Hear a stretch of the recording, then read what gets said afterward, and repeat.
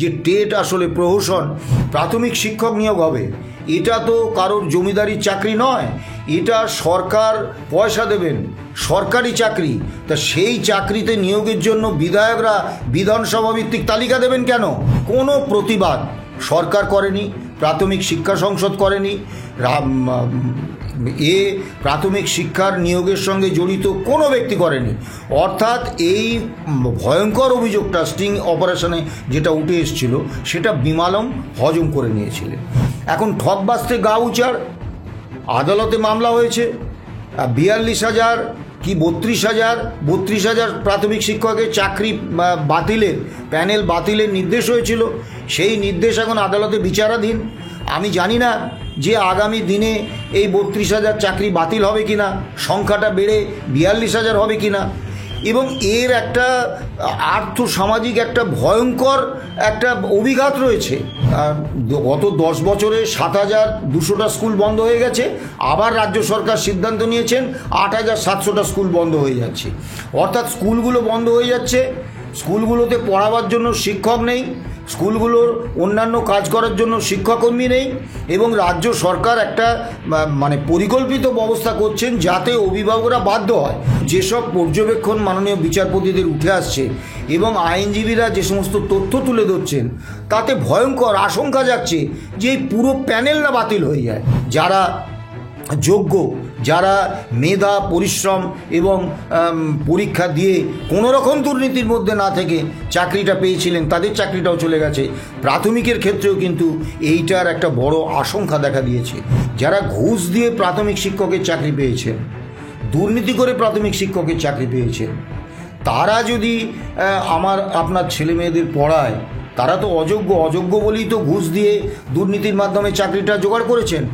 তারা যদি আমার ছেলে মেয়েদের পড়ায়, তারা কি পড়াবে?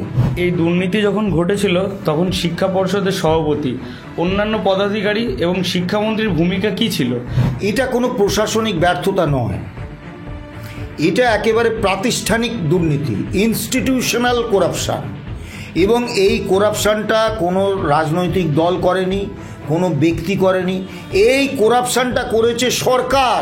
পার্থ চট্টোপাধ্যায় দলের সর্বোচ্চ নেতৃত্বের বিরুদ্ধে গিয়ে বা দলের সর্বোচ্চ নেতৃত্বকে না জানিয়ে এত ব্যাপক দুর্নীতি করেছে, এটা কি সম্ভব? মূল যারা দায়ী, মূল যারা অপরাধী, তাদের কাছে তো সিবিআই বা ইডি পৌঁছতে পারছে না, কারণ তার আগেই তাদের রাশ টেনে ধরা হচ্ছে।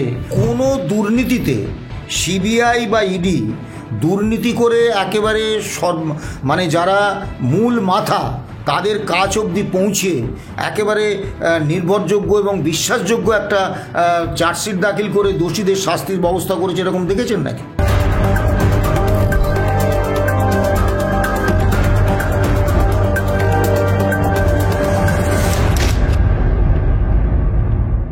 প্রাথমিক দুর্নীতিতেও চাকরি বাতিলের ভয়ঙ্কর আশঙ্কা, রাজ্য জুড়ে হাহাকার পরিস্থিতি তৈরি হবে। 2011-তে কি এই বদলের ডাক দিয়েছিলেন মমতা বন্দ্যোপাধ্যায়? দেখুন, আমি তো গ্রাম বাংলার ছেলে, তা গ্রাম বাংলায় একটা কথা খুব পরিচিত আছে, যেমন ঝাড় তেমন বাঁশ। এখন পশ্চিমবাংলার মসনদে যিনি মুখ্যমন্ত্রী হিসেবে বসেছেন, আগে তার নামের আগে একটা ডক্টরেট লেখা হতো। তারপরে নিন্দুকেরা খোঁজখবর শুরু করতে জানা গেল তিনি যে ইস্ট জর্জিয়া ইউনিভার্সিটি থেকে এই তথাকথিত ডক্টরেটটা করেছেন, পিএইচডি করেছেন, সেই ইউনিভার্সিটিটার এই বিশ্ব ব্রহ্মাণ্ডে কোথাও কোনো অস্তিত্ব নেই। অর্থাৎ একটা ভুয়া ইউনিভার্সিটির ভুয়া ডিগ্রি এই মুখ্যমন্ত্রী তার নামের আগে ব্যবহার করতেন। এখন এটা তিনি জানতেন না, এটা বিশ্বাসযোগ্য নয়। তা এই যদি একজন মুখ্যমন্ত্রী, এরকম তো আমাদের ভারতের সংবিধানে নেই যে তাকে মুখ্যমন্ত্রী হতে গেলে, প্রধানমন্ত্রী হতে গেলে দিগ্গজ পণ্ডিত হতে হবে, বিরাট শিক্ষিত হতে হবে, এরকম তো বিষয় নয়। তা কাজেই শুধু নিজে কত বড় পণ্ডিত এইটা মানুষকে বোঝানোর জন্য একটা ভুয়া ডিগ্রি তিনি ব্যবহার করতেন। আবার তার নামের আগে বারবার আপনারা বিভিন্ন যে দেয়াল লিখন হতো দেখতেন, সততার প্রতীক মমতা বন্দ্যোপাধ্যায়। এখন স্বাভাবিকভাবে পশ্চিমবাংলার এর আগে অনেক মুখ্যমন্ত্রী হয়েছেন, ভারতবর্ষেও অনেক মুখ্যমন্ত্রী আছেন, প্রধানমন্ত্রী হয়েছেন, কাউকে কিন্তু এই গলায় প্ল্যাকেট ঝুলিয়ে ঘুরতে হয়নি যে আমি সততার প্রতীক। তার মানে মাননীয়ার মনে একটা অবচেতন মনে এই আশঙ্কাটা ছিল যে তাকে কেউ না কেউ অসৎ মনে করছে, তা ওই প্ল্যাকেটটা ঝুলিয়ে ঘুরতেন। এখন দেখবেন আপনি কোথাও এই সততার প্রতীক মমতা বন্দ্যোপাধ্যায় এটা অতি বড় তৃণমূল সমর্থকও লিখছেন না। তার মানে তারাও মনে করছেন যে মমতা বন্দ্যোপাধ্যায় সততার প্রতীক নন। তা স্বাভাবিকভাবে আমরা ভুল করেছি, ভুল করে এমন একজনকে নির্বাচিত করেছি, এমন একটা দলকে নির্বাচিত করেছি যারা আদ্যন্ত দুর্নীতিগ্রস্ত, যার ফলে যে কোনো নিয়োগ পরীক্ষা হচ্ছে সেখানেই দুর্নীতি। প্রাথমিক টেটে 2012 এবং 2014 মিলিয়ে প্রায় 60,700 জনের মতো নিয়োগ হয়েছিল এবং সেই সময়ে সংবাদ মাধ্যমে যা উঠে এসেছিল তা থেকে এটা পরিষ্কার যে ওই টেটের নামে একটা প্রহসন হয়েছিল। তালিকাটা তৈরি হয়েছিল তৃণমূল ভবনে এবং বিধানসভায় তৎকালীন উচ্চশিক্ষামন্ত্রীর ঘরে একটা মিটিং হয়েছিল।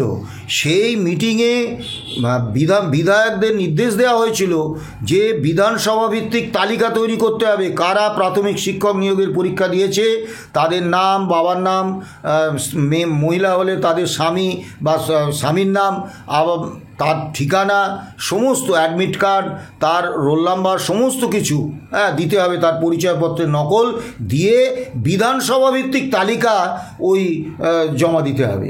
কেন? প্রাথমিক শিক্ষক নিয়োগ হবে, এটা তো কারোর জমিদারির চাকরি নয়, এটা সরকার পয়সা দেবেন, সরকারি চাকরি। তা সেই চাকরিতে নিয়োগের জন্য বিধায়করা বিধানসভা ভিত্তিক তালিকা দেবেন কেন?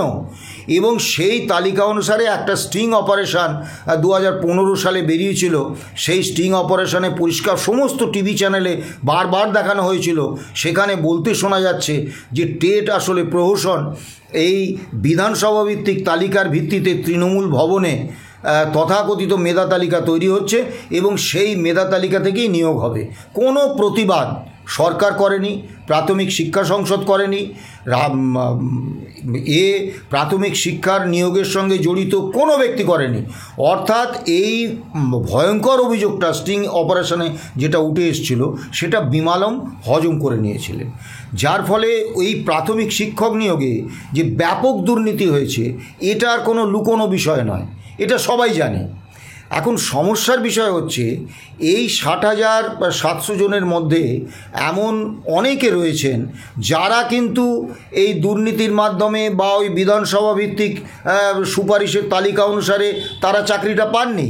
তারা চাকরিটা পেয়েছিলেন, তারা যেরকম টেট দিয়েছেন, টেট দিয়ে তাদের মেধা, তাদের পরিশ্রম, তাদের পরীক্ষা, তা এগুলো দিয়ে তারা চাকরিটা পেয়েছিলেন।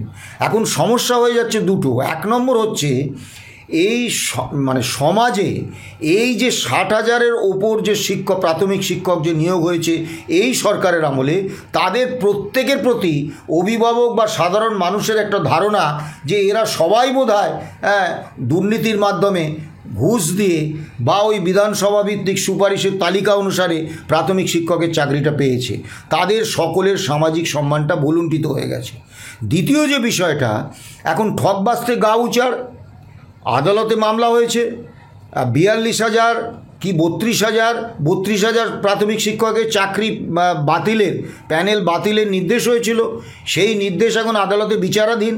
আমি জানি না যে আগামী দিনে এই 32,000 চাকরি বাতিল হবে কি না, সংখ্যাটা বেড়ে 42,000 হবে কি না। এবং এর একটা আর্থসামাজিক একটা ভয়ঙ্কর একটা অভিঘাত রয়েছে, যে অভিঘাতটা 32,000 42,000 একটা নয়, একেই তো উচ্চ মাধ্যমিক স্তর পর্যন্ত 3,98,150টা পদ শূন্য শিক্ষক শিক্ষাকর্মীদের, আর উচ্চ মাধ্যমিকের পরে অনুমোদিত পদের অন্তত 60% পদ শূন্য। কাজেই গত 10 বছরে 7,200টা স্কুল বন্ধ হয়ে গেছে। আবার রাজ্য সরকার সিদ্ধান্ত নিয়েছেন 8,700টা স্কুল বন্ধ হয়ে যাচ্ছে।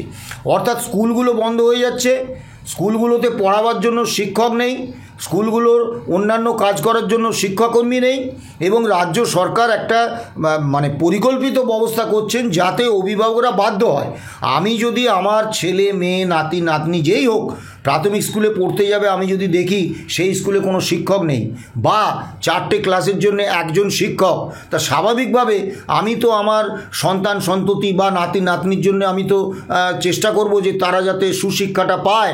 তা স্বাভাবিকভাবে যে প্রাইমারি স্কুলে শিক্ষক নেই বা যে প্রাইমারি স্কুলে একজন মাত্র শিক্ষক, সেখানে তো আমি পাঠাবো না। তা আমি ঘটি বাটি বিক্রি করে ধার করে যে কোনোভাবে হোক আমি ওই বেসরকারি বিভিন্ন শিক্ষা প্রতিষ্ঠানে আমি পাঠাবো, বিপুল টাকা খরচ। সরকার পরিকল্পিতভাবে এই জায়গাটায় নিয়ে যেতে চাইছেন এবং প্রাথমিক শিক্ষা নিয়ে আদালতে মামলা চলছে। এখনও পর্যন্ত মামলায় যেসব বিষয়বস্তু মামলা আদালতে বিচারাধীন, কি হবে রায় কি হবে এ সম্পর্কে আগাম কোনো আন্দাজ বা অনুমান দেওয়াটা সমীচীন নয়। সেটা বিচারালয়ের প্রতি একটা অসম্মান প্রদর্শন হয়ে যায়। কিন্তু যেসব পর্যবেক্ষণ মাননীয় বিচারপতিদের উঠে আসছে এবং আইনজীবীরা যে সমস্ত তথ্য তুলে ধরছেন, তাতে ভয়ঙ্কর আশঙ্কা যাচ্ছে যে এই পুরো প্যানেল না বাতিল হয়ে যায় এবং তার যে কি সামাজিক প্রতিঘাত। এবং সবথেকে বড় কথা, যেটা এসএসসির প্যানেলের ক্ষেত্রে হয়েছে, 25,753 জনের মধ্যে যারা যোগ্য, যারা মেধা পরিশ্রম এবং পরীক্ষা দিয়ে কোনো রকম দুর্নীতির মধ্যে না থেকে চাকরিটা পেয়েছিলেন, তাদের চাকরিটাও চলে গেছে। প্রাথমিকের ক্ষেত্রেও কিন্তু এইটার একটা বড় আশঙ্কা দেখা দিয়েছে। এবং প্রাথমিকের যদি এই শিক্ষকদের প্যানেল যদি বাতিল হয়ে যায়, আমি জানি না কী হবে। যদি বাতিল হয়ে যায় তাহলে আক্ষরিক অর্থে স্কুল শিক্ষা, সরকারি স্কুল শিক্ষা যে পরিকাঠামো, সেটা ধ্বংস হয়ে যাবে, সেটা একেবারে ভেঙে যাবে, সেটাকে মেরামত করার আর কোনো রাস্তা নেই। আবার অন্যদিকে যারা ঘুষ দিয়ে প্রাথমিক শিক্ষকের চাকরি পেয়েছেন, দুর্নীতি করে প্রাথমিক শিক্ষকের চাকরি পেয়েছেন, তারা যদি আপনার ছেলে মেয়েদের পড়ায়, তারা তো অযোগ্য বলেই তো ঘুষ দিয়ে দুর্নীতির মাধ্যমে চাকরিটা জোগাড় করেছেন। তা তারা যদি আমার ছেলে মেয়েদের পড়ায়, তারা কি পড়াবে? তা আমার ছেলে মেয়েদের ভবিষ্যৎটাও তো দেখতে হবে। সব দিকে এমন একটা পরিস্থিতি হয়েছে এবং আমার ধারণা মাননীয় বিচারকরাও বারবার ভাবছেন যে এত বিপুল সংখ্যায় যদি শিক্ষকের চাকরি, প্রাথমিক শিক্ষকের চাকরি যদি বাতিল করে দিই, তার আর্থসামাজিক অভিঘাতটা কতটা তীব্র হতে পারে, তার শিক্ষাক্ষেত্রে তার প্রভাবটা কতটা নেতিবাচক হতে পারে, ছাত্রছাত্রীদের পক্ষে সেটা কতটা ভয়ঙ্কর হতে পারে, এই ভাবনা তাদের আছে। কিন্তু রাজ্য সরকারের বা রাজ্যের শিক্ষা দপ্তরের মাননীয় মুখ্যমন্ত্রীর এ সংক্রান্ত কোনো নেই, সদিচ্ছা নেই, তার মনে কোনো রকম নেই। তিনি শুধু বলে যাচ্ছেন ওই চাকরি খেয়ে ওরা চাকরি খেয়ে নিচ্ছে। আরে সোজা হিসেব, এর আগে বাম আমলে 1992-93 থেকে এসএসসির মাধ্যমে নিয়োগ হয়েছে 1,34,000 শিক্ষক নিয়োগ হয়েছে। তখন নেত্রী ছিলেন, বিরোধী নেত্রী ছিলেন মমতা বন্দ্যোপাধ্যায়। তা তিনি তো একদিনের জন্য, ওই অত বছরে একদিনের জন্য তো অভিযোগ করেননি যে এসএসসির ওই যে শিক্ষক নিয়োগ হচ্ছে সেগুলো দুর্নীতির মাধ্যমে হচ্ছে। তা স্বচ্ছভাবে হয়েছিল বলেই তিনি অভিযোগ করতে পারেননি। তা আজকে তার সরকার কি প্রাথমিক শিক্ষক, কি মাধ্যমিক উচ্চ মাধ্যমিক শিক্ষক চরম দুর্নীতি করেছেন এবং সরকারের প্রত্যক্ষ মদত ছাড়া, সরকারের প্রত্যক্ষ অংশগ্রহণ ছাড়া এই ব্যাপক দুর্নীতি হতে পারে না। একটা আধটা দুটো পাঁচটা হয়তো হতে পারে, কিন্তু এই ব্যাপক দুর্নীতি, লার্জ স্কেলে দুর্নীতি, এইটা কিন্তু হতে পারে না। এবং সরকার যেই দুর্নীতির সঙ্গে প্রত্যক্ষভাবে জড়িত তার প্রমাণ কুণাল ঘোষ, তিনি তো শাসক দলের মুখপাত্র। তিনি বারবার বলেছেন এই যে শিক্ষাক্ষেত্রে নিয়োগ নিয়ে এই যে দুর্নীতি হচ্ছে, গোলমাল হচ্ছে, এটা দলের সর্বোচ্চ নেতৃত্ব অনেক আগে থেকেই জানতো, তারা কোনো ব্যবস্থা নেয়নি। এ তো আমি বলছি না। আবার সংবাদ মাধ্যমে 2013-14 থেকে এই ব্যাপকভাবে এই খবর প্রকাশিত হয়েছে। তা সরকারের যদি সদিচ্ছা থাকতো তখনই তো দুর্নীতির বিরুদ্ধে ব্যবস্থা নিতে পারতেন। তাহলে এই যারা স্বচ্ছতার সঙ্গে যারা সত্যিই নিয়োগ প্রক্রিয়ার মাধ্যমে চাকরিটা পেয়েছেন, তাদের চাকরি নিয়ে এই অনিশ্চয়তাটা হতো না, তাদের চাকরিটা চলে যেত না। এখন রাজার পাপে রাজ্য নষ্ট। আমরা খুব দুর্ভাগ্যের বিষয় যে আমরা এমন একজনকে মুখ্যমন্ত্রী নির্বাচন করেছি, আমরা এমন একটা সরকারকে এনেছি যে সরকারটার দুর্নীতি ছাড়া আর কিছু হয় না। এবং আমি একটা গল্প বলি। আগে একটা বিজ্ঞাপন খুব হতো, আপনারাও হয়তো দেখেছেন কি আমি জানি না, যে 7 মহলা মল, সব তলাতেই শাড়ি, এবং বাড়ির মা বোনেরা, পাড়ার মা বোনেরা সব ছুটতো যে 7 তলা বিল্ডিংয়ের প্রত্যেকটা তোলাতে শাড়ি আছে, মানে প্রচুর শাড়ির মধ্য থেকে পছন্দ করে তারা কিনতে পারবেন। তাই তৃণমূল কংগ্রেসের যদি 7 তলা মল হয়, তাহলে এর প্রতিটা মলে আপনি চোর পাবেন। আপনার মোটা চোর চাই, পাবেন পার্থ চট্টোপাধ্যায়। আপনার তার থেকে একটু রোগা চোর চাই, পাবেন জীবনকৃষ্ণ সাহা। আপনার দলবদলু চোর চাই, পাবেন শুভেন্দু অধিকারী, বিশ্বজিৎ কুণ্ডু। আপনার মহিলা চোর চাই, পাবেন কাকলি ঘোষ দস্তিদার। আপনার একটু ওই হাফ প্যান্ট পরে জলে দাঁড়িয়ে মেয়র হিসেবে কাজ করেন, এরকম চোর চান, পাবেন ববি হাকিম।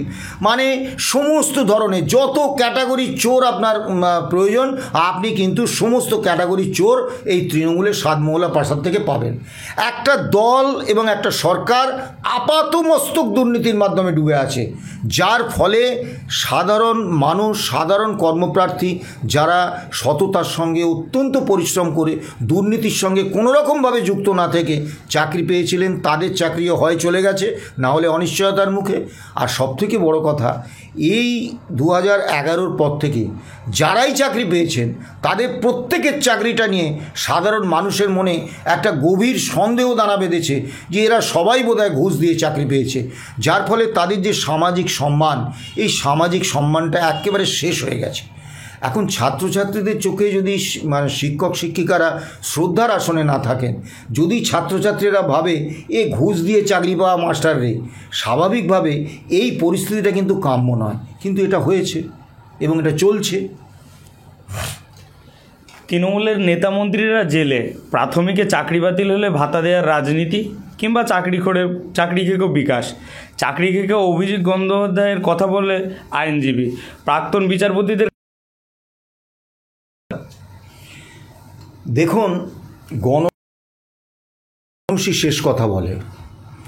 2016 সালে যখন 2011-র নির্বাচনে তৃণমূল কংগ্রেসকে মানুষ, কারণ ছিল দীর্ঘ 34 বছরের বাম শাসনে মানুষ সরকারটার পরিবর্তন দরকার, এবং সেই সরকারের শেষ মানুষকে ক্ষুব্ধ করে তুলেছিল, তা যার ফলে তারা ভোট দিয়েছিল, তার পরিবর্তন হয়েছিল। কিন্তু 2016 সালে নির্বাচনের প্রত্যেকটা মানুষ কিন্তু তারা জানতো যে এই সরকারটা চোরেদের সরকার, এই সরকারটা কর্মসংস্থান একেবারে ব্যর্থ, সরকারি স্থায়ী পদে নিয়োগ করে কার্যত কোনো উন্নয়ন করতে পারে না।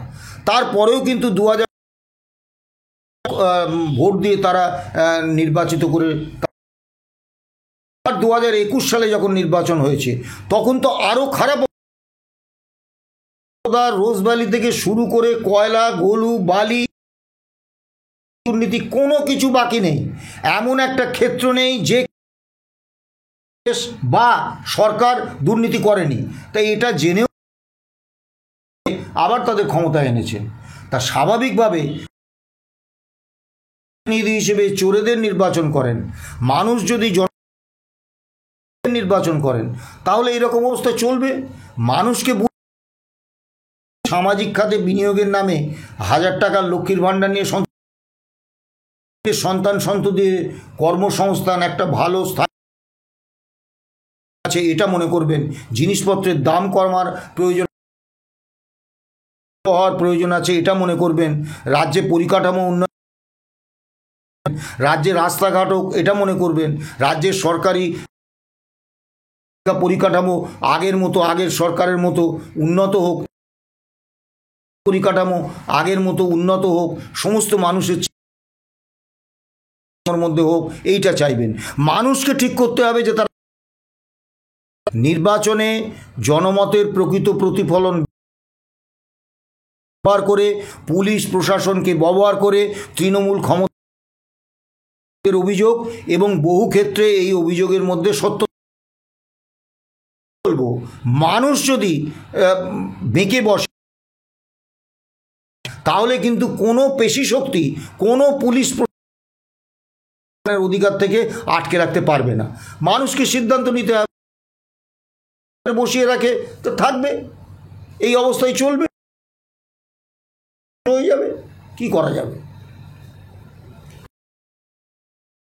তখন শিক্ষা পর্ষদের সভাপতি অন্যান্য পদাধিকারী ছিল, তাদের প্রশাসনিক ব্যর্থতা বা যোগসাজশ ছিল নাকি?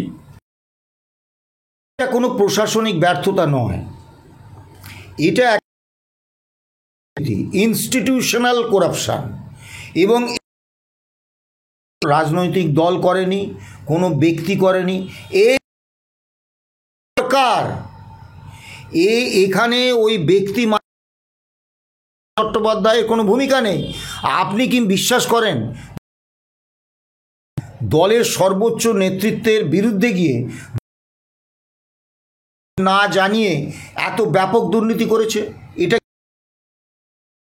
কটা মাথা? যেখানে মাননীয়া বলেন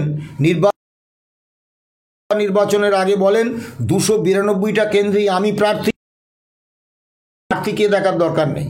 লোকসভা নির্বাচনের আগে বলেন আমি ছাড়া অন্য কারুরকে দেখার দরকার নেই। সেখানে তাদের পুরো দায়টা তো মুখ্যমন্ত্রীর। তখন ডেপুটি স্পিকার ছিলেন বিধানসভা,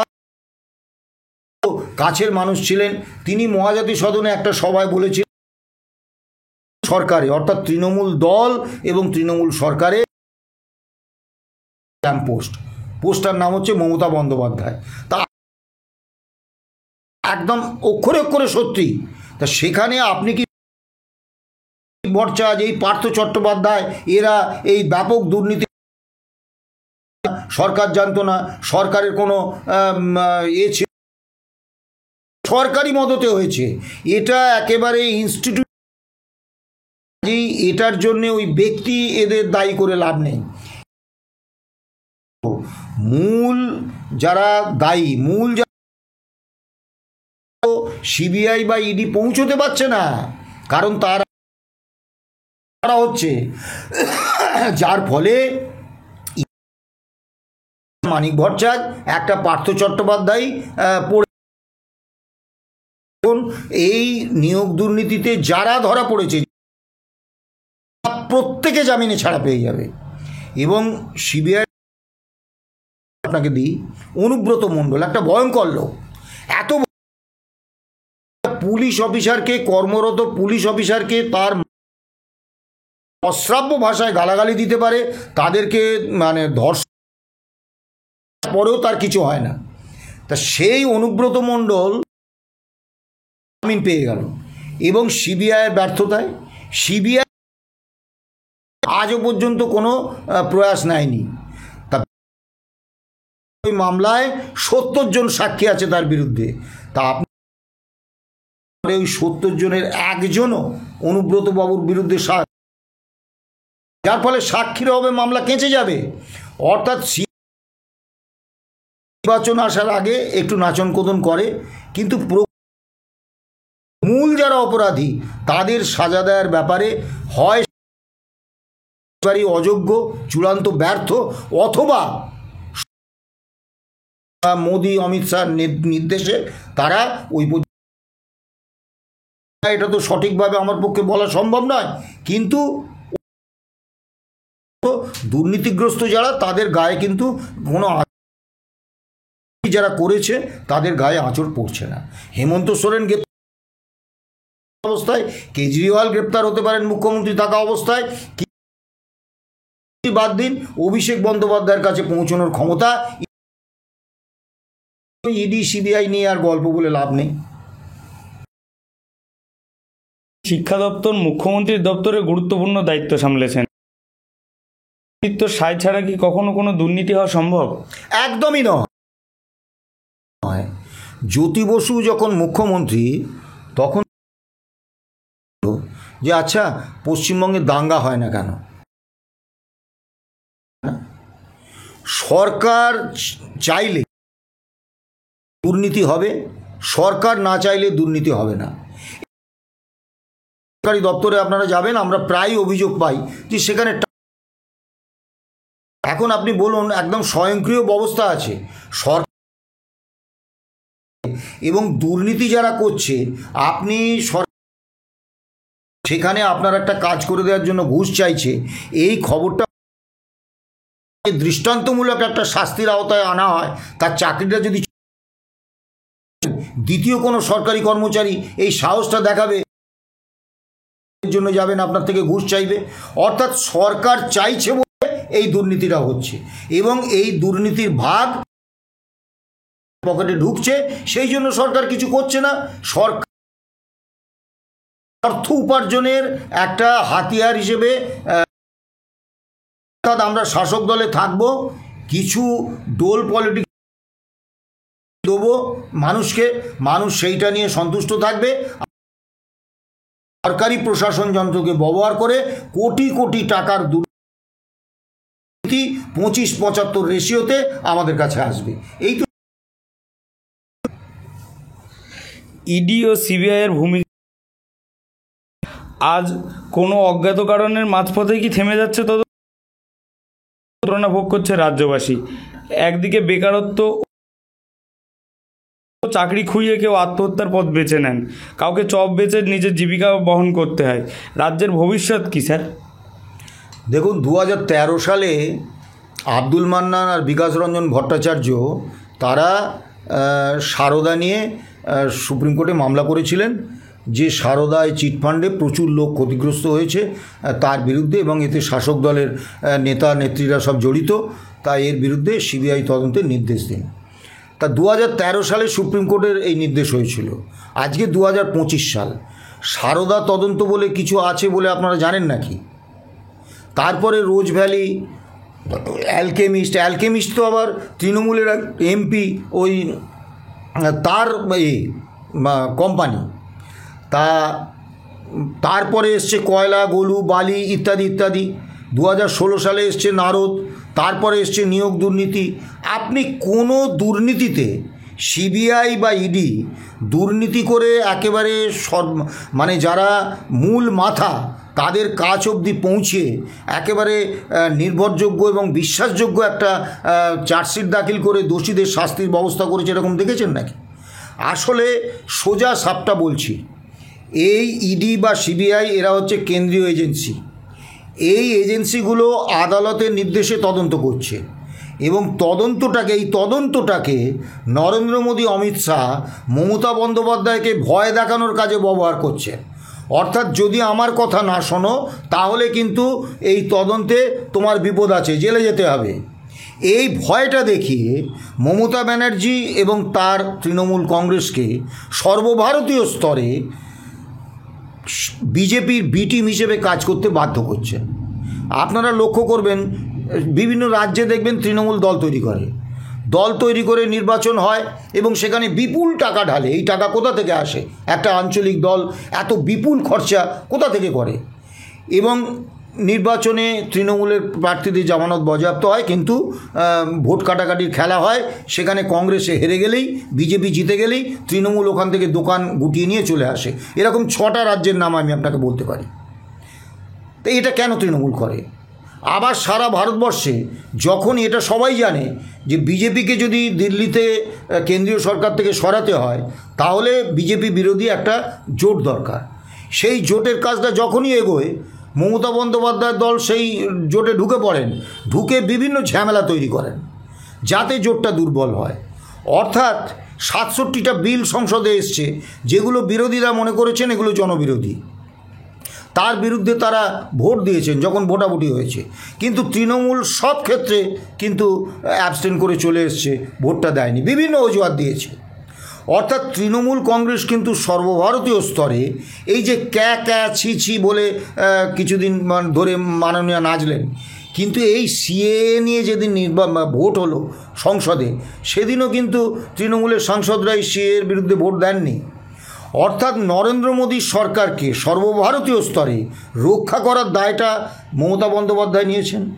নরেন্দ্র মোদী সরকার যত জনবিরোধী বিল এনেছেন সেগুলোকে কৌশলে সমর্থনের সিদ্ধান্ত তৃণমূল কংগ্রেস নিয়েছে, এবং এই সমস্ত জনবিরোধী কার্যক্রমগুলো সবার আগে পশ্চিমবঙ্গে চালু করেছে। এবং মুখে একটা ওই ঝগড়া ভাব, এটা হচ্ছে একটা সাজানো চিত্রনাট্য, যার ফলে নরেন্দ্র মোদী বা অমিত শাহ পশ্চিমবাংলায় সফলতম বিজেপির সভাপতি দিলীপ ঘোষকে তাকে শুধু সরিয়ে দেন না, 18টা এমপি সিট এনে দিয়েছিল, 40% ভোট এনে দিয়েছিল বিজেপি। আর কি চাই? সেই রকম সফলতম রাজ্য সভাপতিকে শুধু সভাপতি পদ থেকে সরিয়েই দেয় না, সে যাতে এমপি হিসেবে জিতে সংসদে যেতে না পারে তার ব্যবস্থাটাও পাকা করে দেয়। তা এইটা কি করতে পারে? অর্থাৎ এই যে একটা রাজনৈতিক সমীকরণ, সেই সমীকরণের কারণে ইডি এবং সিবিআইয়ের যে বিশ্বাসযোগ্যতা সেটা পুরো শেষ হয়ে গেছে। অতি বড় বিজেপি সমর্থক তারাও আজ বিশ্বাস করেন না যে ইডি বা সিবিআই হেমন্ত সোরেনকে গ্রেপ্তার করতে পারবে, কেজরিওয়ালকে গ্রেপ্তার করতে পারবে, প্রয়োজনে রাহুল গান্ধীকে গ্রেপ্তার করতে পারবে, কিন্তু মমতা ব্যানার্জি বা অভিষেক ব্যানার্জির দিকে তারা হাত বাড়াতে পারবে না, কারণ বড় বাবার নিষেধ আছে।